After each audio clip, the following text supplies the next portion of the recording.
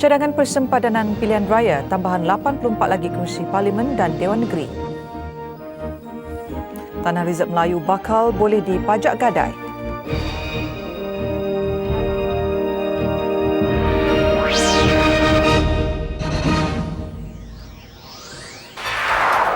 Turut dimuatkan malam ini, peguam menghadapi tuduhan bunuh dibebaskan dengan ikat jamin RM1,5 juta. JPJ mohon 250 senjata api bagi kegunaan keselamatan penguatkuasanya.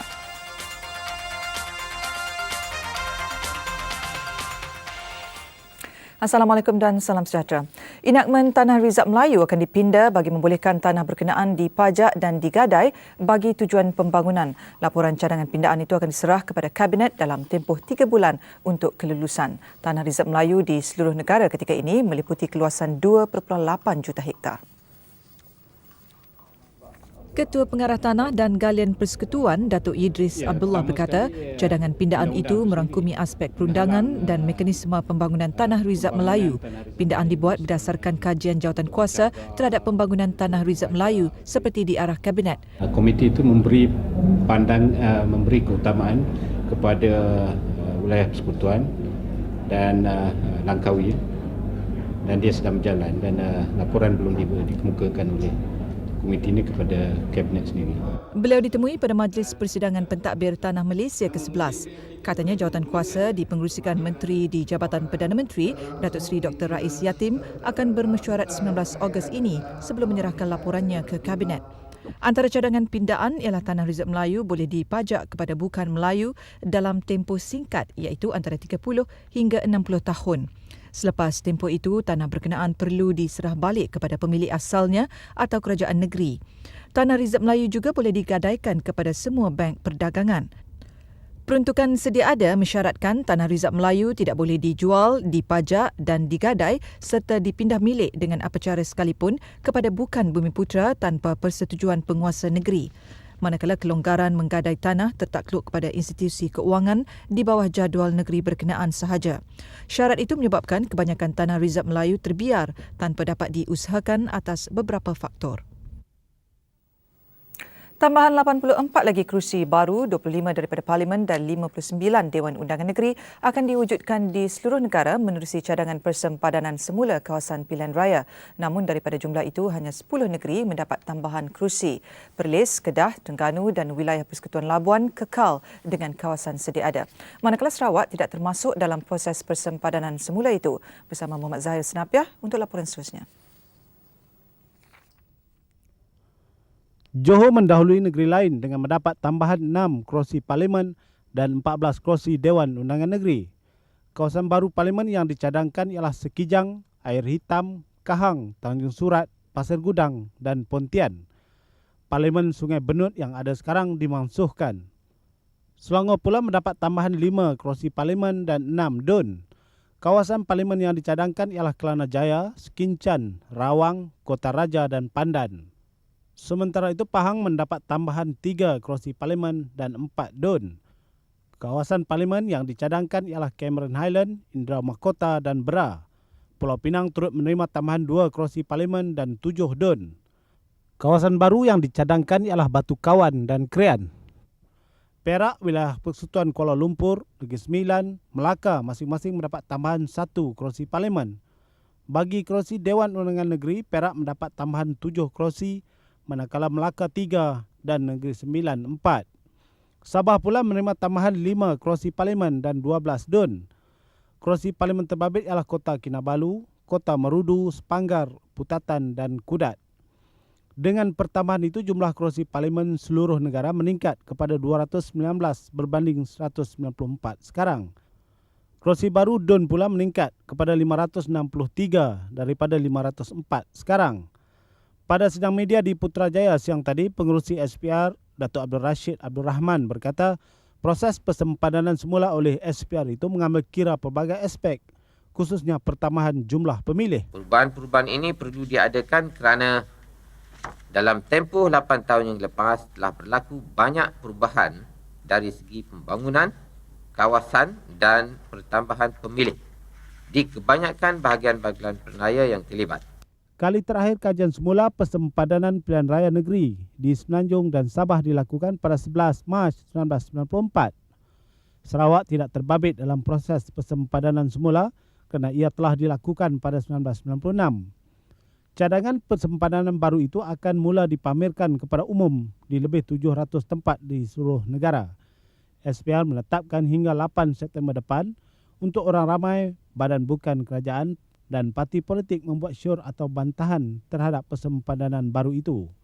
Orang ramai yang telah mendaftar sebagai pemilih boleh mengemukakan bantahan tetapi tidak boleh menghantar wakil untuk membuat syor balas kepada SPR. Cadangan persempadanan semula itu akan dibentangkan di Parlimen sebaik saja proses siasatan selesai. Bermula hari ini, SPR akan mempamerkan kawasan persempadanan baru yang membabitkan lebih 700 tempat di seluruh negara. Orang ramai, badan-badan bukan kerajaan serta badan-badan politik boleh membuat bantahan dan syor untuk dikaji oleh SPR. Begitupun SPR mengingatkan orang ramai yang ingin membuat syor serta cadangan supaya mempunyai fakta yang jelas dan tidak mengikut emosi. Laporan Zahid Snapiah untuk TV3. Malaysia akan terus mengambil rakyat Indonesia untuk bekerja di negara ini dengan syarat mereka mematuhi semua peraturan yang ditetapkan kerajaan. Bagaimanapun, menurut Perdana Menteri Datuk Seri Dr. Mahathir Mohamad, tindakan tegas tetap akan diambil jika mereka memasuki negara ini secara haram. Tindakan itu sejajar dengan pendekatan Malaysia untuk mengurangkan kehadiran pendatang asing yang kini 10% daripada jumlah penduduk negara. Pendirian tegas Malaysia itu dinyatakan beliau kepada Presiden Indonesia Megawati Soekarno Puteri pada perbincangan tahunan mereka yang berakhir di Bali petang tadi. Ikuti laporan Datuk Chamil Waria. Seperti yang dijangka, tindakan Malaysia menghantar pulang pendatang tanpa izin Indonesia dan negara-negara lain mendominasi perbincangan tahunan antara Datuk Seri Dr. Mahathir Mohamad dengan Presiden Megawati pagi tadi. Perdana Menteri Malaysia yang disertai oleh 4 orang menteri dan beberapa orang pegawai kanan kerajaan telah menggunakan kesempatan berbincang itu untuk menerangkan dasar Malaysia terhadap pendatang tanpa izin yang dikritik hebat oleh media Indonesia. Mereka mensifatkan tindakan Malaysia itu sebagai keterlaluan dan tidak berperi kemanusiaan. Tetapi Datuk Seri Dr. Mahathir memberitahu Presiden Megawati bahawa walaupun Malaysia mengalu-alukan pekerja asing di negara ini, tetapi jumlah mereka yang kini 10% keseluruhan penduduk Malaysia atau kira-kira 2 juta orang adalah membimbangkan. Menurut beliau, pendatang tanpa izin, terutama yang tidak bekerja, sering menimbulkan masalah sosial termasuk terlibat dalam kegiatan jenayah. Tetapi hanya yang kita nak supaya apabila ada keperluan, maka mereka yang dikehendaki akan datang dengan dokumen yang sah. Itu saja. Namun demikian saya tahu bahawa tak mudah untuk Indonesia menyekat setengah daripada orang Indonesia yang akan datang ke Malaysia secara tidak sah. Itu kita akan tangani dengan cara lain. Selain isu pekerja asing, kedua-dua pemimpin juga berbincang mengenai pentingnya meningkatkan jumlah perdagangan antara Malaysia dan Indonesia, menetapkan garis sempadan di Selat Melaka, agenda kemuncak pergerakan berkecuali 6 dan kemuncak persidangan negara-negara Islam tahun depan. Mengenai pertemuan yang berlangsung semalam dan hari ini dengan Presiden Megawati dan pemimpin Indonesia yang lain, Perdana Menteri berkata ia berlangsung dalam suasana persahabatan yang rapat antara dua buah negara jiran yang dekat dari segi budaya. Sementara itu, dalam sidang media khusus untuk wartawan Malaysia selepas mengadakan pertemuan berasingan dengan Perdana Menteri Thailand, Thaksin Shinawatra yang turut berada di Bali, Datuk Seri Dr. Mahathir berkata, Malaysia, Indonesia dan Thailand bersetuju untuk meningkatkan perdagangan masing-masing. Ya, kita bincang bukan saja dengan Thailand, dengan Indonesia, tapi juga dengan Thailand akan pentingnya kita cuba source segala keperluan kita daripada negara-negara ASEAN. Dan ini ketiga-tiga pihak bersetuju supaya dagangan dalam ASEAN meningkat. Sudah tentu dagangan antara Malaysia dan Indonesia juga meningkat. Mengenai hasrat Malaysia untuk menjadi tuan rumah bagi Sekretariat ASEAN Campur 3, Datuk Seri Dr. Mahathir berkata, Presiden Megawati tidak menolak cadangan itu. manakala Perdana Menteri Thailand pula menyatakan sokongannya. Menurut beliau, penubuhan Sekretariat ASEAN Campur Tiga itu akan dibawa di Kekemuncak ASEAN di Kemboja. Sementara itu, Presiden Megawati dalam sidang media bersama itu mengakui beliau menerima penjelasan Datuk Seri Dr. Mahathir mengenai tindakan menghantar pulang pendatang tanpa izin Indonesia. Beliau berjanji untuk memastikan bahawa hanya warga Indonesia dengan dokumen yang sah sahaja akan dibenarkan ke Malaysia. Dari problem yang ada dan tentunya dari hasil seluruh problem yang telah dikumpulkan baik dari pihak Indonesia maupun dari pihak Malaysia, maka dengan demikian akan ada satu solusi.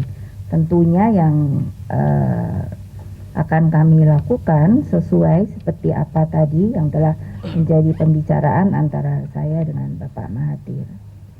Sebagai dua buah negara yang berdaulat dan merdeka, perbincangan tahunan antara Perdana Menteri Malaysia dan Presiden Republik Indonesia berjaya memupuk persefahaman dan perasaan muhibah yang lebih akrab antara Kuala Lumpur dan Jakarta.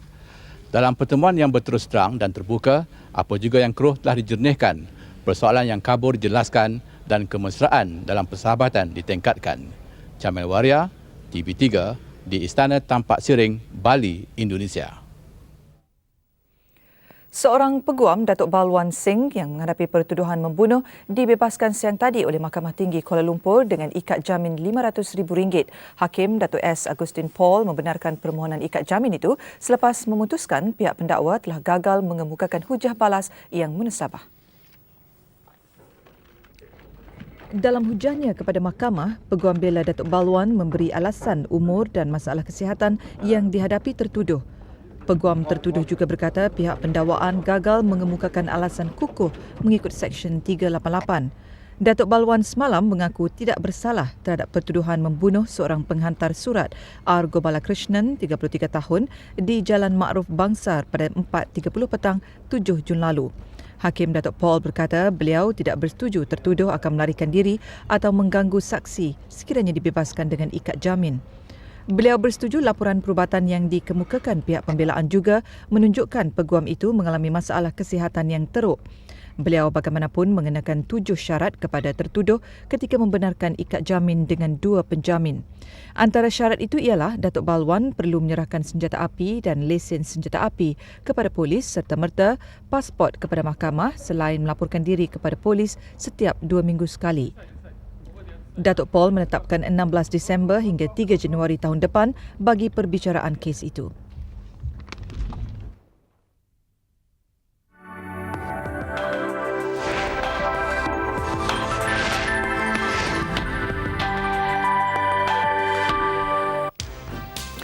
Penoreh hilang 3 minggu dipercayai di Baham Harimau. Laporannya seketika nanti.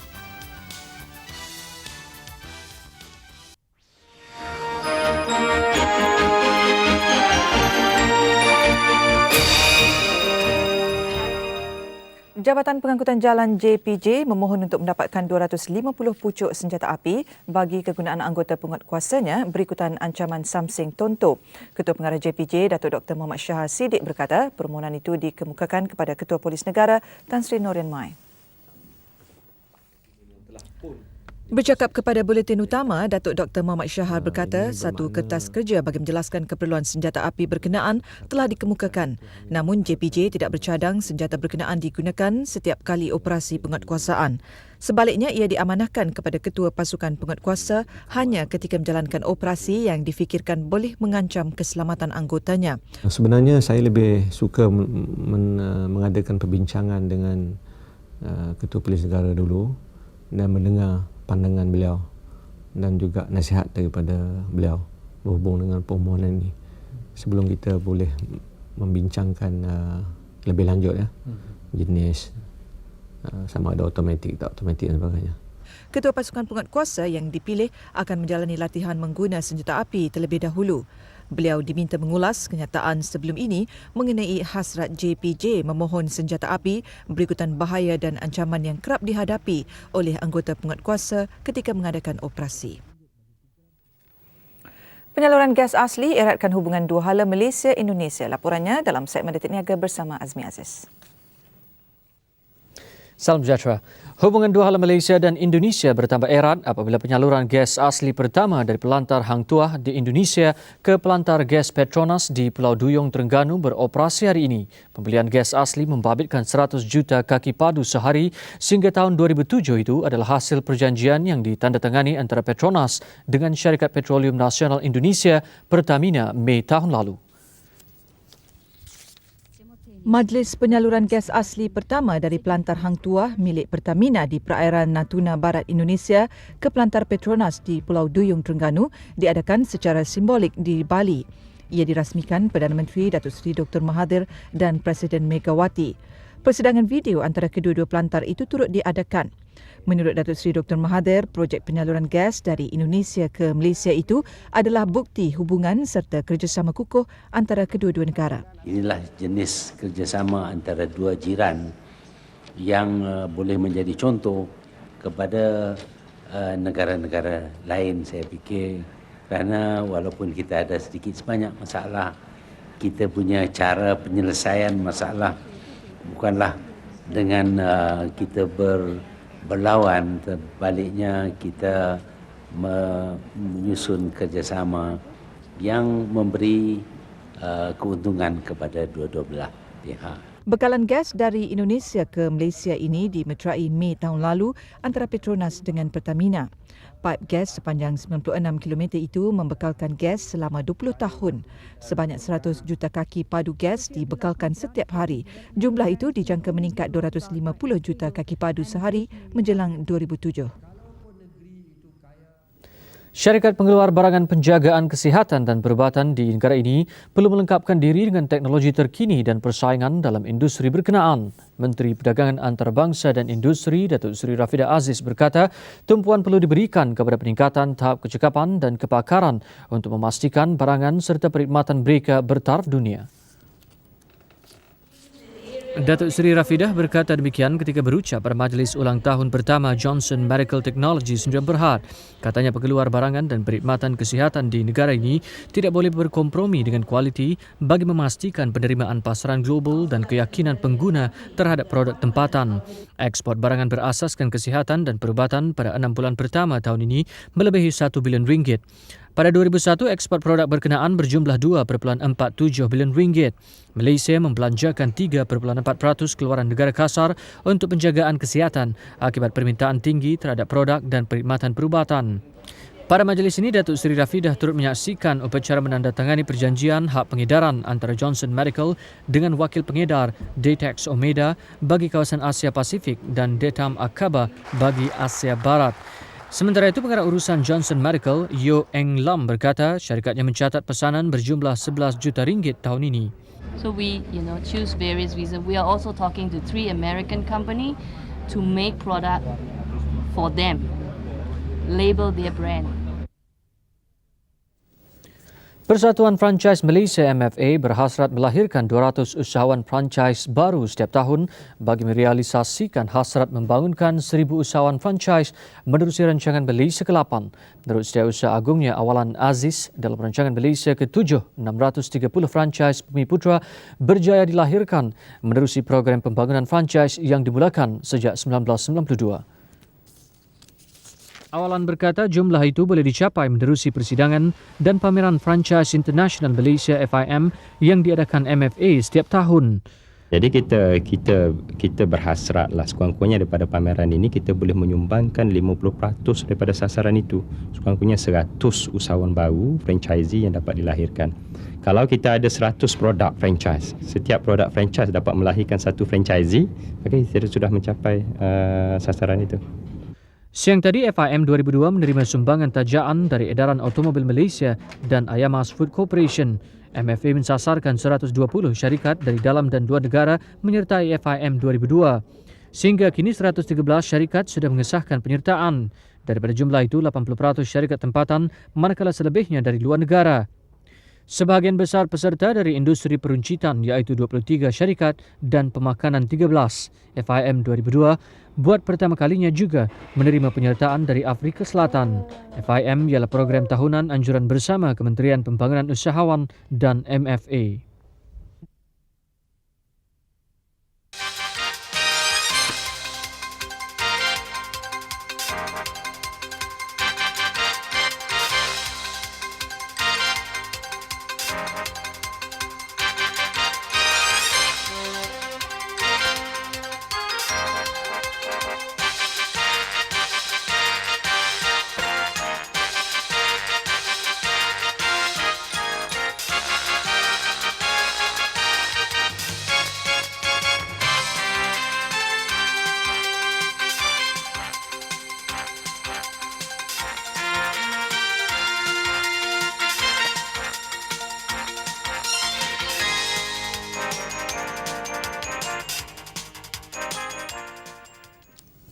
Negeri sekian laporan segmen Detik Niaga. Kembali bersama Azizah untuk laporan selanjutnya.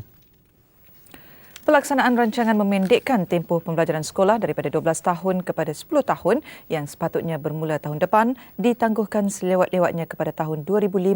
Menteri Pendidikan Tan Sri Musa Mohamad berkata ia bagi membolehkan kajian dibuat bagi mengkaji implikasi pelaksanaannya supaya tidak menjejas sistem pembelajaran di sekolah. Pada ketika ini, Sistem Pendidikan Negara menetapkan tempoh pembelajaran di sekolah selama 12 tahun iaitu bermula tahun 1 hingga tingkatan 6. Dan Kementerian Pendidikan menerusi Pelan Pembangunan Pendidikan berhasrat untuk memendekkan tempohnya kepada 10 tahun dengan memasukkan tingkatan 3. Namun antara masalah yang bakal timbul ialah wujudnya pelajar bertindih dalam satu-satu tahun. Tan Sri Musa berkata demikian selepas melawat pameran hasil mata pelajaran vocational MPV di Sekolah Menengah Ceras Ibu Negara. Seterusnya segmen Luar Negara bersama Kamarudin Mape. Antara paparan malam ini, Saddam Hussein tidak gentar ancaman Washington serang Baghdad.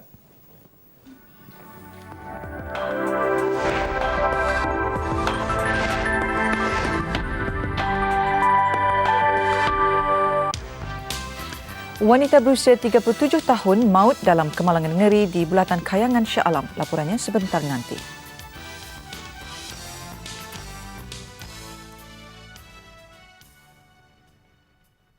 Salam sejahtera. Presiden Amerika Syarikat George W. Bush menegaskan Washington buat masa ini belum membuat sebarang keputusan muktamad untuk menyerang Iraq. Menurutnya lagi, sekiranya Washington berhasrat untuk meneruskan usaha itu, beliau akan berbincang dengan sekutunya terlebih dahulu sebelum bertindak menyingkirkan Presiden Saddam Hussein. I will promise you that I will be patient and deliberate, that we will continue to consult with Congress, and of course we'll consult with our friends and allies. We will discuss these threats in real terms. And I will explore all options and all tools at my disposal. Diplomacy, international pressure, perhaps the military. Kenyataan itu dikeluarkan Bush bertujuan meredakan kebimbangan masyarakat antarabangsa mengenai laporan bahawa Washington berhasrat untuk menyerang Iraq selewat-lewatnya awal tahun depan. Sementara itu, Presiden Iraq Saddam Hussein berkata beliau tidak gentar dengan ancaman Washington untuk menyerang Iraq seterusnya menggulingkan pentadbirannya. Baghdad katanya bersiap sedia untuk bertindak balas terhadap sebarang serangan yang bakal dilancarkan Washington. Washington menurut Saddam lagi akan menerima tamparan hebat sekiranya meneruskan nasratnya menyerang Baghdad. Katanya Washington hanya menggali kubur sendiri dengan tindakannya menyerang negara Arab dan Islam lain termasuk Baghdad. Saddam mengeluarkan kenyataan itu ketika berucap sempena ulang tahun ke-14 tamatnya Perang Iran-Iraq hari ini. Dalam ucapan itu, Saddam meminta Majlis Keselamatan Bangsa-Bangsa Bersatu PBB memberi jawapan terhadap beberapa persoalan yang dikemukakan Baghdad baru-baru ini. PBB menurut Saddam lagi harus menghormati tanggungjawabnya yang menguatkuasakan sekatan perdagangan ke atas Baghdad sejak 12 tahun lalu. Semalam, Menteri Luar Iraq Naji Sabri berkata Baghdad tidak akan tunduk dengan tekanan daripada Washington dan sekutunya London untuk membenarkan pemeriksa senjata PBB kembali ke negara itu tanpa sebarang syarat. Sabri sebaliknya menegaskan pasukan pemeriksa senjata PBB akan hanya dibenarkan kembali ke Baghdad sekiranya sekatan ke atas Iraq ditarik balik. Arab Saudi berkata mereka tidak akan membenarkan Amerika dan Britain menggunakan kemudahan tentera di negara itu bagi menyerang Iraq. Menteri Luar Saudi Putra Saud Al-Faisal berkata Saudi menentang sebarang usaha ketenteraan ke atas Iraq kerana percaya tindakan itu tidak perlu, terutamanya ketika Iraq sedang berusaha melaksanakan resolusi PBB. Dalam reaksinya kepada kenyataan Saudi itu, Setiausaha Pertahanan Amerika Syarikat Donald Rumsfeld berkata Washington tidak pernah meminta penggunaan wilayah Saudi untuk menyerang Iraq. I have not seen the comments. I have been told that such a statement was made. You ask what my reaction is. The President has not proposed such a thing. Therefore, I don't find it really something that has been engaged as such. Semua negara Arab sepakat menentang sebarang kempen tentera Amerika untuk menggulingkan Saddam. Bagaimanapun, hampir semua negara Arab menyertai Washington dan London dalam Perang Teluk bagi membebaskan Kuwait pada 1991. Manakala Saudi sendiri membenarkan wilayahnya digunakan tentera Amerika Syarikat bagi menyerang Iraq. Kini Washington dikatakan beralih menggunakan penggalan udara Al-Udeid di Qatar sebagai persiapan menyerang Iraq. Setiausaha Negara Amerika Syarikat Colin Powell dan Penasihat Keselamatan Presiden George W. Bush Condoleezza Rice mengadakan pertemuan dengan delegasi 3 Menteri Palestin di Washington hari ini. Pertemuan peringkat tertinggi ini adalah yang pertama diadakan sejak Presiden George W. Bush memutuskan untuk meminggirkan Presiden Palestin Yasir Arafat dalam sebarang usaha damai di Asia Barat Jun lalu. Delegasi Palestin ini diketuai oleh perunding kanan Arafat, Saib Erekat. Erekat diiringi oleh Menteri Dalam Negeri Abdul Razak Yahya dan Menteri Ekonomi, Industri dan Perdagangan Mahir Al-Masri. Delegasi ini dijangka menerima tekanan kuat Washington agar melaksanakan pembaharuan ke atas pihak berkuasa Palestin dan membantah serangan pejuang Palestin. Bush sebelum ini mengenakan syarat pembaharuan yang perlu dilaksanakan segera sebelum beliau membayangkan kewujudan sebuah negara Palestin yang merdeka. Bush juga mahu rakyat Palestin melantik pemimpin baru yang tidak berkompromi dengan pengganas dengan menggantikan tempat Arafat. Erekat pada sidang medianya semalam menuduh Presiden Bush terlalu mengikut telunjuk Perdana Menteri rejim Israel Ariel Sharon berhubung konflik di Asia Barat. Washington sejak itu meluluskan polisi baru untuk tidak mengadakan sebarang rundingan dengan Arafat. Tindakan itu diambil Washington di sebalik mendapat bantahan daripada sekutu Eropah dan Arabnya. Ketua Pembangkang Myanmar Aung San Suu Kyi berkata beliau yakin rundingan dengan kerajaan tentera akan bermula tidak lama lagi. Bagaimanapun beliau tetap bertegas mahu pihak tentera membebaskan tahanan politik. If people are going to be arrested for expressing their opinions, their political opinions, then how can we say that there is a hope for political freedom in Burma? And without political freedom, how can there be democracy? So we repeat again and again, we reiterate that the release of political prisoners is the most important thing for all those who truly wish to bring about change in Burma. Suu Kyi bertegas pembebasan tahanan politik penting dalam menentukan rundingan akan datang. We insist that the release of political prisoners is necessary if the process of reconciliation is to go forward to a point where it becomes truly irreversible.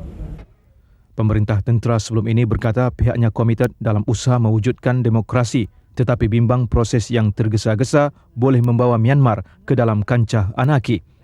Suu Kyi mahu pemerintah tentera membuktikan kejujuran itu dengan membebaskan segera tahanan politik bagi membolehkan mereka giat semula dalam politik. Perkembangan terbaru pembenahan pasangan bayi kembar Guatemala yang bercantum di bahagian kepala. Maria Teresa Queish dan kembarnya Maria de Jesus yang berjaya dipisahkan menerusi pembedahan yang memakan masa hampir sehari kemarin kini dilaporkan sihat. Mereka kini masih berada dalam keadaan kritikal dan diberi penjagaan rapi di pusat perubatan Los Angeles. Pasangan kembar yang berusia setahun ini terpaksa menggunakan alat pernafasan bagi tempoh beberapa hari lagi. Selepas pembedahan berjaya dilakukan, Maria Teresa sekali lagi terpaksa dibedah kerana berlaku pendarahan di bahagian otaknya.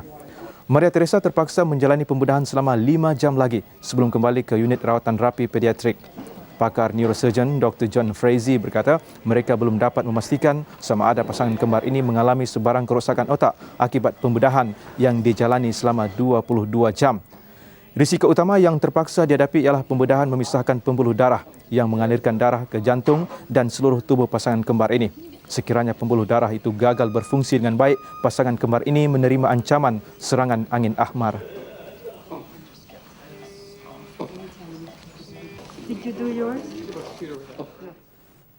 Laporan itu tadi mengakhiri segmen luar negara. Ikuti laporan sukan selepas ini.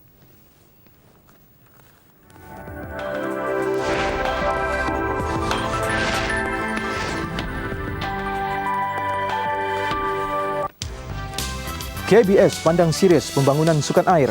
Segmen sukan bersama Faisal Ismail sebentar nanti.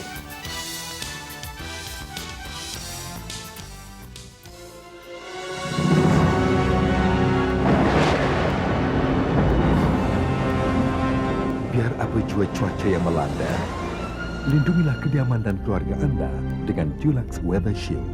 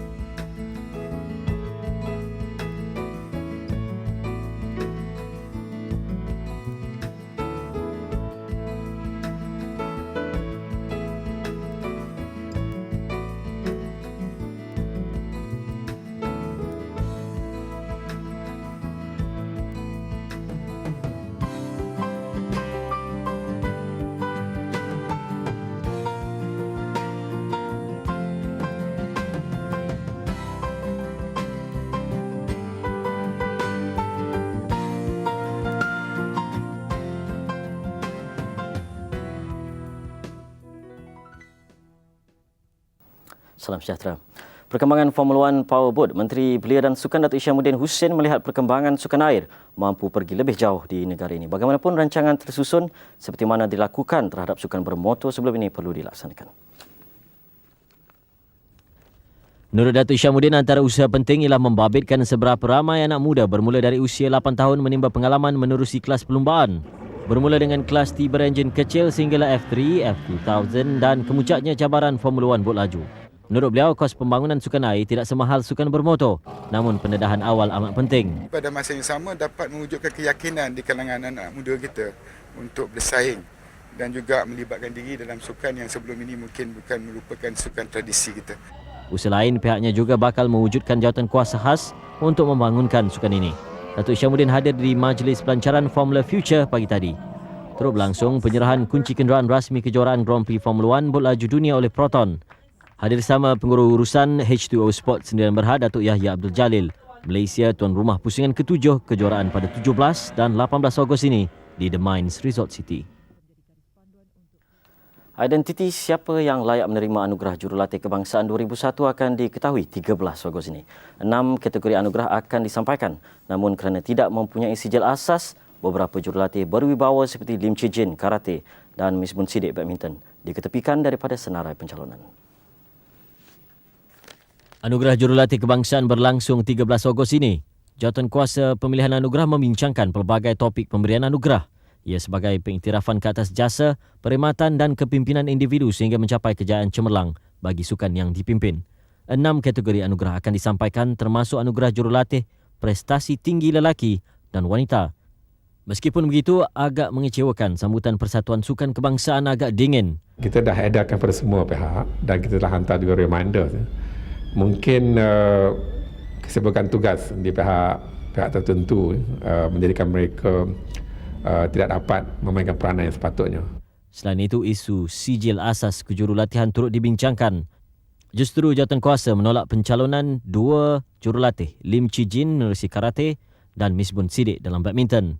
Biarpun kewibawaan mereka agak terbukti, Chi Jin dan Miss Bun terpaksa diketepikan kerana tidak memiliki sijil asas. Stadium Nasional Bukit Jalil akan menjadi gelanggang perlawanan akhir bola sepak Piala FA pertemuan Perak Pulau Pinang 17 Ogos ini. Pemilihan stadium itu diputuskan selepas mesyuarat kedua-dua pasukan dan Persatuan Bola Sepak Malaysia FAM siang tadi. Stadium Nasional Bukit Jalil boleh memuatkan 100,000 penonton. Bagi penyokong pasukan Perak, tiket-tiket perlawanan boleh dibeli di Stadium Perak Ipoh Selasa ini. Manakala tiket dijual di Ibu Pejabat Persatuan Bola Sepak Pulau Pinang untuk peminat Pulau Mutiara itu pada hari sama. Tiket juga boleh didapati di Wisma FAM Kelana Jaya. Tiket berharga RM30, RM20, RM15 dan RM10, manakala RM5 untuk kanak-kanak. Perak mara ke perlawanan akhir menundukkan Telekom Melaka dengan agregat 3-2 dan Pulau Pinang menewaskan Kedah 4-2 menerusi agregat.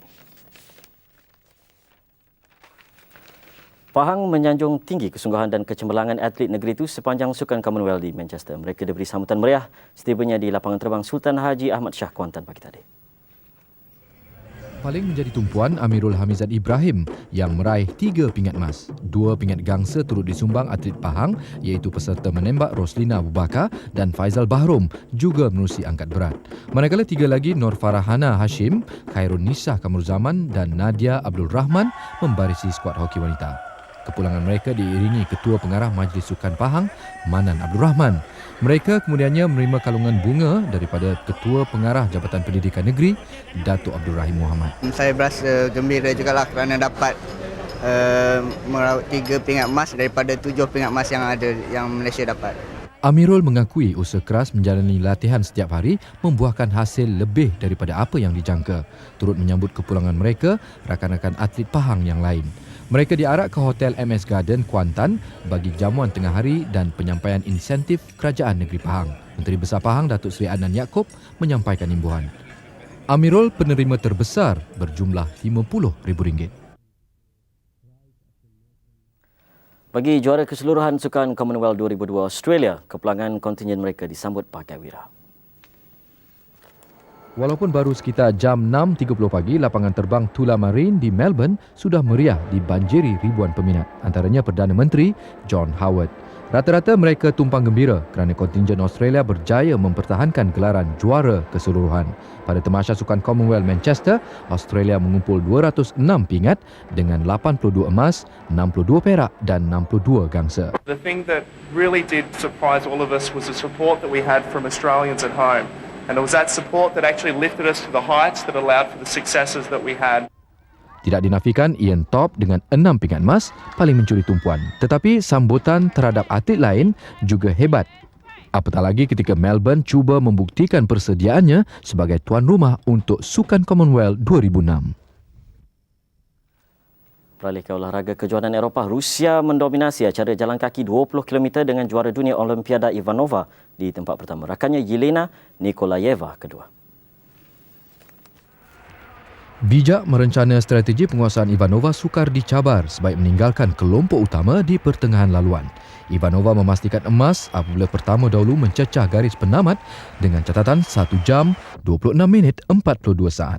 Sekaligus menambah koleksi juaranya selepas menyimpan 2 pingat emas Olimpik. Rakannya Yelena Nikolayeva pingat perak, manakala Erika Alfredi gangsa. Acara lontar tukul besi, Adrian Ines dari Hungary memperoleh emas dengan lontaran sejauh 81.17 meter. Atlet Britain Dwayne Chambers pula menebus kehampaan pada Sukan Commonwealth Manchester apabila memenangi gelaran jaguh pecut Eropah. Catatannya 9.96 saat juga adalah rekod baru kejohanan. Ratu pecut pula milik Ekaterini Thanu dari Greece. Thanu emas dengan catatan 11.10 saat, manakala Kim Kevert dari Belgium pingat perak. Acara lempar cakra satu lagi emas untuk Greece melalui Ekaterina Vogoli. Begitupun bagi peminat tuan rumah, kekicauan mereka berterusan apabila atlet sandaran Dieter Baumann gagal pada akhir saingan 10,000 meter. Emas sebaliknya milik Jose Manuel Martinez dari Spanyol, sementara Baumann sekadar perak. Banyak beban yang mesti ditanggung, tambahan jika menjadi atlet bertaraf bintang. Itu antara masalah yang kini membelenggu Luis Figo, pemain terbaik dunia tahun 2001. Figo mengancam tidak mahu lagi mewakili pasukan kebangsaan Portugal jika media terus menyalahkan beliau berhubung kegagalan pasukan itu di kejuaraan Piala Dunia. Portugueses estão espalhados por todo o mundo e é sempre bom poder reencontrá-los longe do nosso país. Keputusan Figo mungkin hanya menyebabkan prestasi bola sepak Portugal terus menjunam. Tidak seperti rakannya Zinedine Zidane yang gagal membawa Perancis mempertahankan kejuaraan, Figo lebih sensitif. Dia seperti tidak tahan menerima kecaman peminat bola sepak Portugal yang kecewa menyaksikan pasukan itu cuma beraksi di peringkat kumpulan. Memang Figo berhak menentukan nasibnya sendiri, tetapi peminat bola sepak Portugal yang selama ini menyokong beliau juga mempunyai alasan mereka. Bagi mereka, reputasi Figo selaku pemain terbaik dunia 2001 dan kedudukan pasukan Portugal yang pernah memenangi Piala Dunia belia sepatutnya maju lebih jauh lagi. Bukan setakat menundukkan Poland, tetapi kalah kepada Amerika Syarikat dan tuan rumah Korea Selatan. Sekian saya masukkan malam ini, kembali bersama Azizah sebentar nanti. Salam hormat dan selamat malam. Bertemu kembali. Seorang penuri getah yang tidak pulang ke rumah sejak 3 minggu lalu dipercayai mati di bam harimau selepas tulang-tulangnya dijumpai berhampiran kebun getahnya di Felkra Air Degung, Tanah Merah, Kelantan. Mangsa dipercayai Abdul Majid Ibrahim, 58 tahun, ditemui oleh pasukan pencari terdiri daripada polis, rela dan penduduk kampung siang tadi. Menurut menantu mangsa, Rosdi Makdiah, bapa mertuanya tinggal sendirian di sebuah pondok di kebun getahnya dan hanya pulang seminggu sekali pada hari Jumaat. Kejadian ni sesudah dia tak balik 2-3 minggu. 2-3 minggu. Jadi kita soklah benda tu tidak molek lah. Jadi kita mari tengok, naik atas danga tengok apa ni, lauk-lauk dalam puyuk macam nasi kepal semua sudah kolak lah. Jadi tu pas tu kita round-round tengok sekitar kebun getah tu. Jadi kita sok benda tu tak molek. Gerakan mencari yang dilakukan semalam sekadar menemui pakaian mangsa termasuk kasut dan seluar berhampiran pondok. Dan pagi tadi, tengkorak, tulang betis dan tulang pelvis pula ditemui 100 meter dari pondok berhampiran sebatang anak sungai. Tulang yang dijumpai itu dibawa ke Hospital Besar Tanah Merah untuk uji kaji. Sementara itu, pemangku Ketua Polis Daerah Tanah Merah, Assistant Superintendent Mahfuz Mat Tahir berkata, pengesahan identiti mangsa hanya akan diketahui selepas ujian DNA dilakukan. Seorang wanita berusia 37 tahun terbunuh apabila kereta yang dipandu mangsa dirempuh sebuah lori di Shah Alam, Selangor siang tadi. Kemalangan dipercayai berpunca apabila brek lori pengangkut tanah berkenaan gagal berfungsi ketika menuruni bukit menyebabkan ia merempuh kereta mangsa. Bomba mengambil masa 2 jam untuk mengeluarkan mayat Rusmiza Mat Desa dari keretanya yang remuk. Sebuah lori lain turut terbabit dalam kemalangan ini. Menurut Pegawai Penyiasat Balai Polis Shah Alam, Chief Inspector P. Nalusami, mangsa mati di tempat kejadian. 2 pemandu lori itu bagaimanapun tidak mengalami sebarang kecederaan. Mereka kini ditahan mengikut Akta Pengangkutan 1987, Pindaan 1991 untuk siasatan. Sabit kesalahan, pemandu berkenaan boleh dikenakan hukuman penjara mandatori 2 hingga 10 tahun, denda maksimum RM20,000 atau lesen digantung.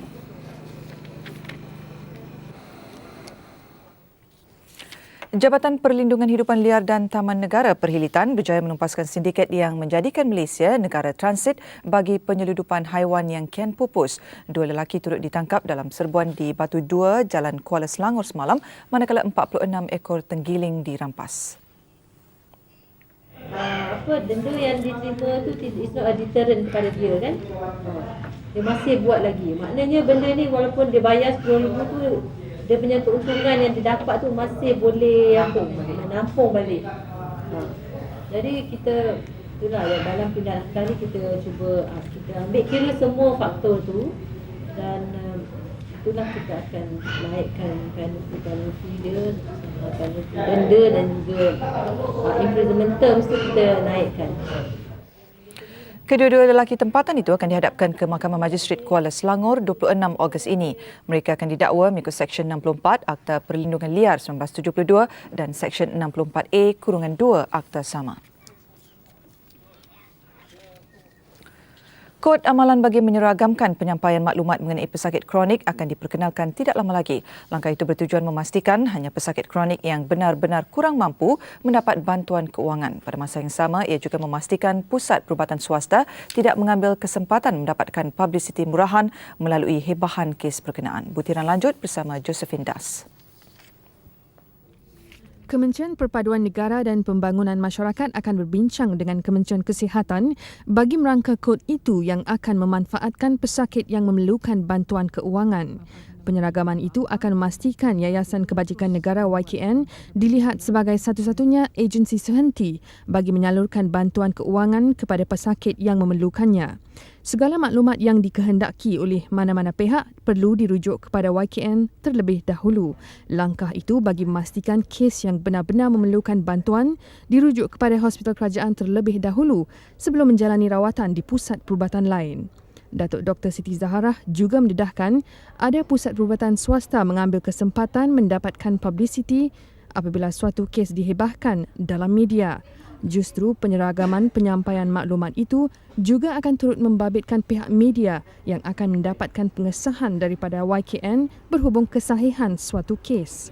Saya boleh bincang dengan Menteri Kesihatan, tengok cari masa yang sesuai dan bagaimana kita boleh buat saluran dan bagaimana kita boleh mengesan penyakit-penyakit tertentu untuk mengelakkan masalah yang dihadapi oleh pesakit jenis-jenis penyakit dan pemakluman yang harus kita sampaikan secara yang seragam dan dipamerkan di saluran-saluran yang tertentu lah. Pusat-pusat rawatan swasta dan mana-mana pusat rawatan yang mungkin tidak mendapat maklumat yang jelas ataupun tak berapa tahu tentang YKN pun boleh buat rujukan, boleh menghubungi YKN sebelum menerusi pihak media dan sebagainya.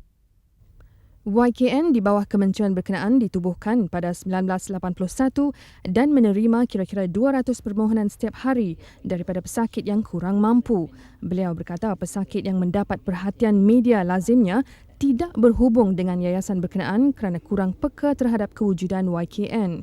Bagi meningkatkan tahap kesedaran mengenai YKN, kementerian berkenaan akan mengadakan perkongsian pintar dengan sektor swasta. Sejak 1996, YKN telah menyalurkan hampir 24 juta ringgit bagi lebih 7,000 kes yang memerlukan bantuan keuangan. Antara bantuan kategori yang mendapat perhatian YKN adalah perubatan, kebajikan, pendidikan, bencana alam dan pertubuhan sukarela. Laporan Josephine Das untuk TV3.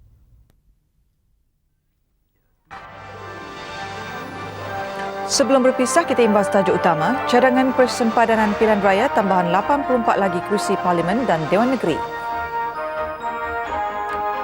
Tanah Reserve Melayu bakal boleh dipajak gadai. Sebagai menutup tirai buletin utama malam ini, saksikan kemesraan antara Juan dan Gina, seekor kucing dan tikus yang hidup bersama sejak 3 tahun lalu. Dengan itu, salam hormat dan selamat malam.